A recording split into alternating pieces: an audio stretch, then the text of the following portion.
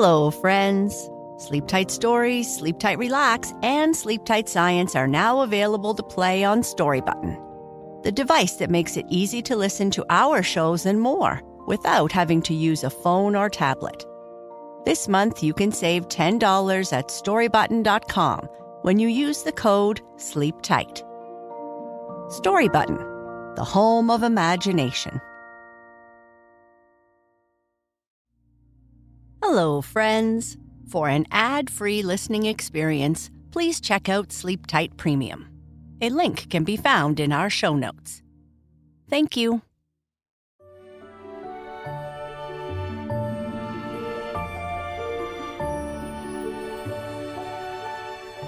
Hello, friends, and welcome to Sleep Tight Stories.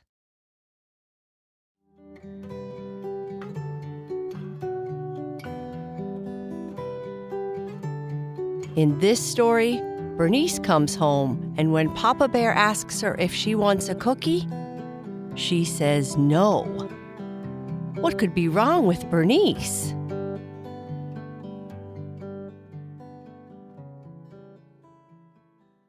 Bernice ate too many chocolate Easter eggs.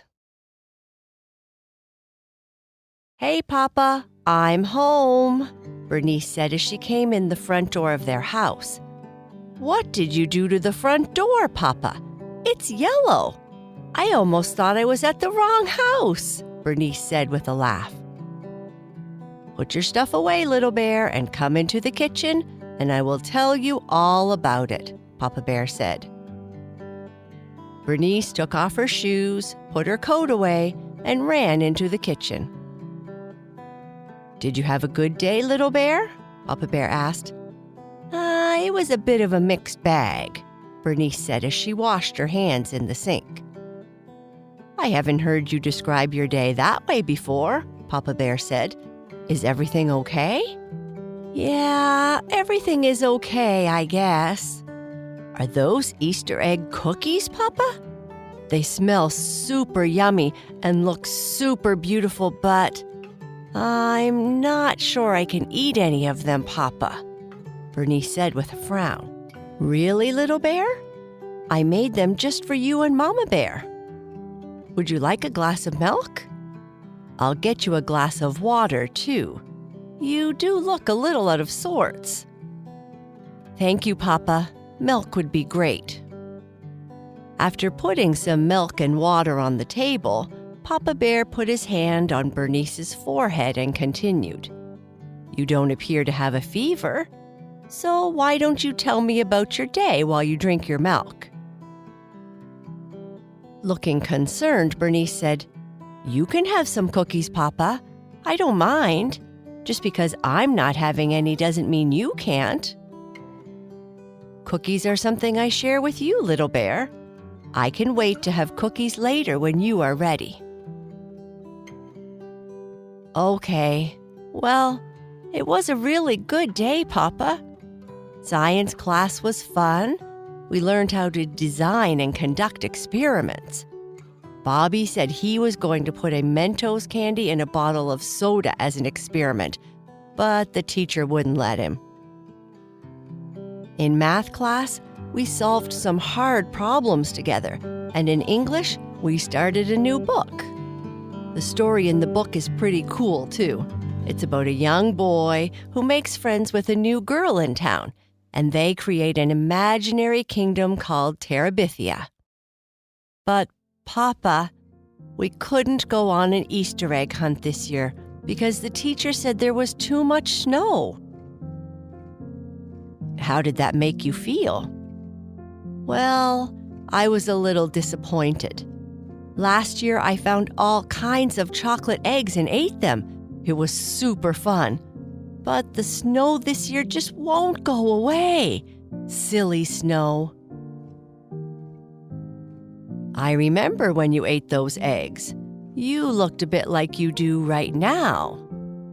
"Yeah, well, we painted eggs again in art class, and Bobby made a dinosaur laying an Easter egg. It was super funny, Papa, because everyone said that word we aren't allowed to say." Papa Bear sighed. Ah, what word is that? Poop, Papa, Bernice said, giggling. Everyone thought that Bobby's dinosaur egg looked like multicolored poop. I think he did it on purpose. Everyone in class laughed really loud until the teacher got upset, and then we had to stop. That Bobby. Then when lunch came, Bobby shared a few of his mini chocolate eggs with Gertrude and me, Bernice said with a guilty look. How many eggs is a few, little bear? I'm not sure, but I think we ate the whole bag. So maybe that's a lot. At first, Papa, we had so much energy, and Bobby was really loud, which made the teacher upset again. I don't think he is allowed to take candy to school anymore. Bernice, you know you are supposed to behave in class, right? Yeah, I know. And I wasn't misbehaving, Papa, though I did laugh when Bobby was acting crazy. But then, Papa, we started to feel tired and sick to our stomach. The teacher said that after eating too much sugar, we might have a stomach ache or something called nausea. I mostly just felt tired.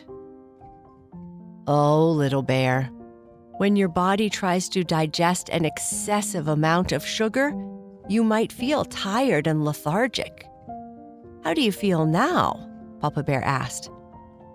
I'm better, Papa, but I feel like I made a mistake.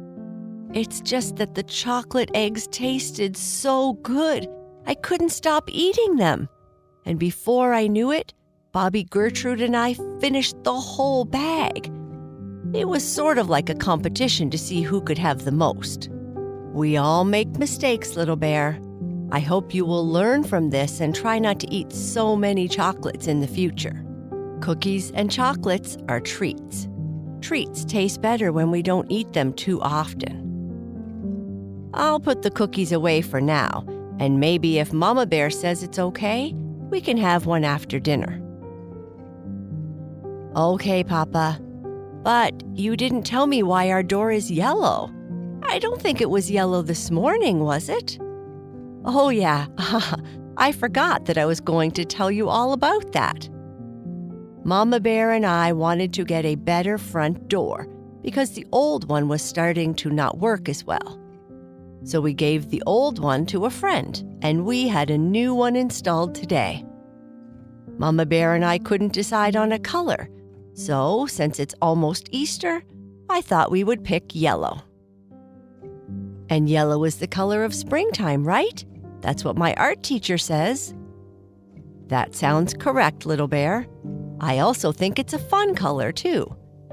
Why don't you finish your glass of water and do some reading while I cook our dinner? Okay, Papa.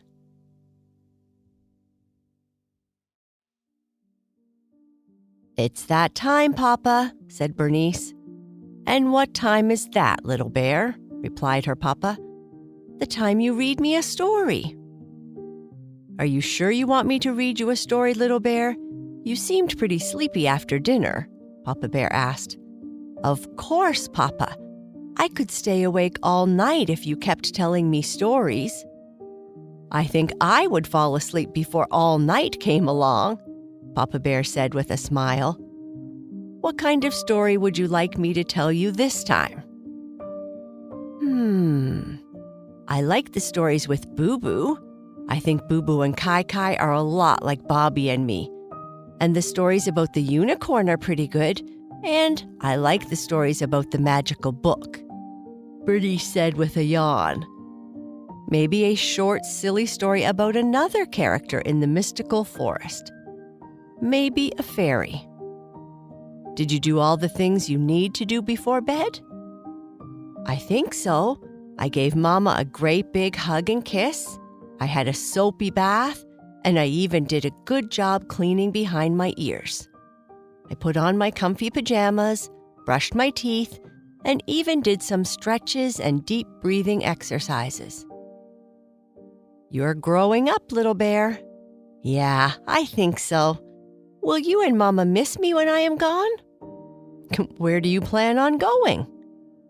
I'm not sure yet, Papa, but when I grow up even more and become a famous scientist, I might have to live in my own house because I would have too many books for our house." "That's a good point, little bear. Maybe we could add another room to our house just for your books. Then you don't have to leave." I'll have to think about it, Papa. It's a big decision, and I don't want to be hasty." "Okay, little bear. Are you comfy and ready for a story?" "I am." "How about Twigga, Wolfie, and Madeline? Are they ready for a story?" "They say they are ready, and I think they are looking forward to it too." "Okay, give me a hug and a kiss, and I'll tell you a short story." "Thank you, Papa."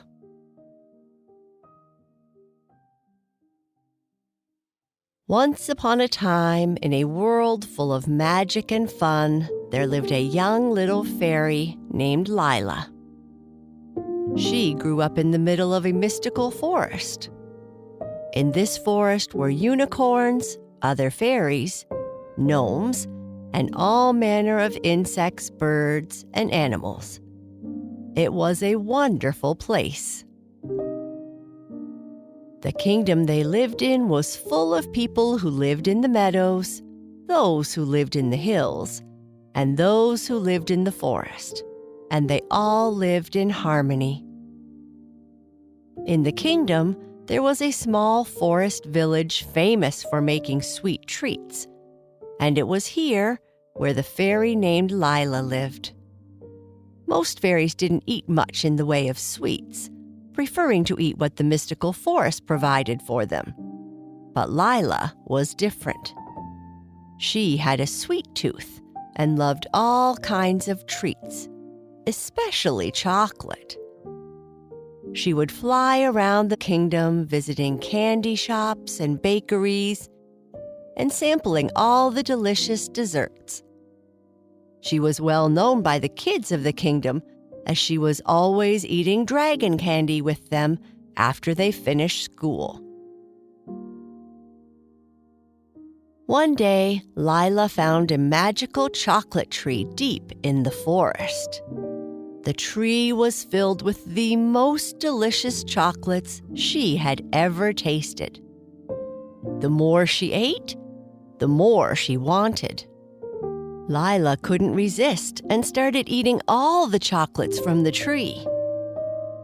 There were many different kinds of magic in the mystical kingdom, and many plants, trees, and flowers did possess magical abilities. This magic was often present to teach those in the kingdom a valuable lesson. Lila always ate a lot of sweets, but never quite this much.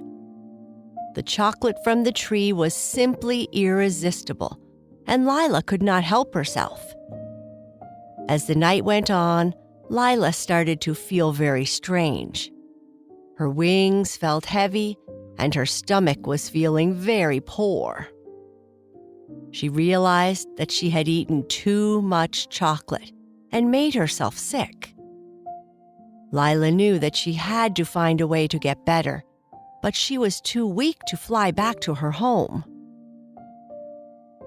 Suddenly, a group of forest animals appeared, led by a wise old owl.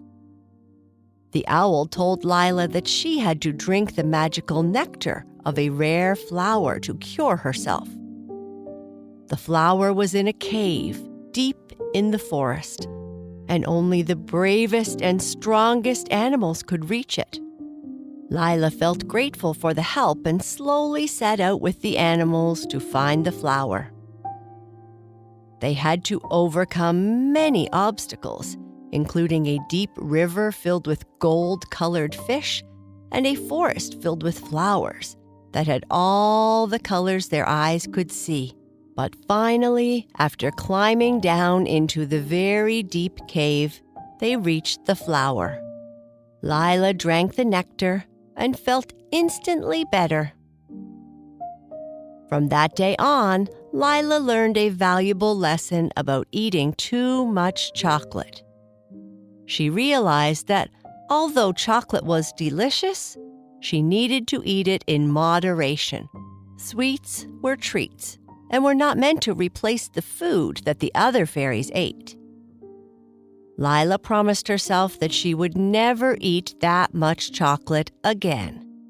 Instead, she would share her chocolates with her fairy friends and the animals of the forest. The forest animals and Lila became great friends, often gathered around the magical chocolate tree to share sweets and stories. Lila had learned a valuable lesson about overindulgence and how animals and fairies can come together to help when one of them is in need.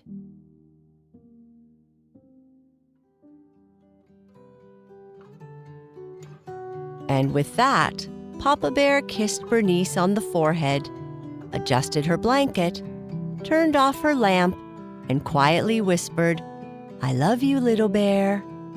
Good night." And that is the end of our story. Good night. Sleep tight.